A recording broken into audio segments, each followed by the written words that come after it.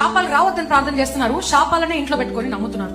I'm the big testimony of that అండి. చిన్నప్పుడు నాకు అన్య కుటుంబం నుంచి పెరిగాను కాబట్టి ఖచ్చితంగా మా ఇంట్లో ఉండే రిచువల్ అది. ఎక్కడికైనా వెళ్లి వచ్చిన తర్వాత దిష్టి తీయాలి. దిష్టి తీయకపోతే నాకు విపరీతమైన కడుపు నొప్పి వచ్చేది, విపరీతమైన కడుపు నొప్పి. రెడీ అయి బయటికి వెళ్తున్నాడు, మమ్మీ రాగానే first things you do is దిష్టి తీసి అదేదో మిరపకాయలు అవి ఇవి అని తీసి ఇలా తూ అని చేసి టాయిలెట్ లో పడి ఫ్లష్ చేసేసి సర్ప్రైజింగ్లీ ఆఫ్టర్ 1 hour మై కడుపు నొప్పి వుడ్ గో. అందురాలుగా నేను చేశాను, క్రైస్తవురాలుగా కాదు. సో ఎప్పుడైతే నేను అలా చేయడం మొదలు పెట్టానో ఒక రోజు నేను రక్షణ పొందాను. At the age of 14 I received salvation. ఒక రోజు నేను వాక్యం చదువుతున్నాను అండ్ దేవుని వాక్యంలో స్పష్టంగా రాయబడి ఉంది, the blood of Jesus is above all the powers.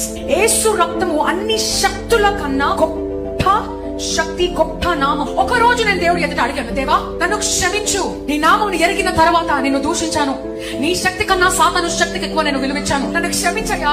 కానీ దేవా ఈ రోజు నేను ఆరాధించబోతున్నాను, ఏ దిష్టి లేకుండా మొట్టమొదటిసారిగా ఆ రోజు నేను తీర్మానం చేసుకుని సంఘానికి కాళ్ళకి ఏం పెట్టుకోలేదు, దిష్టికి సంబంధించింది ఏది కూడా పెట్టుకోకుండా సంఘానికి వెళ్ళిపోయాను, ఆరాధించాను, ఇంటికి వచ్చాను, ధైర్యంగా పడుకున్నాను.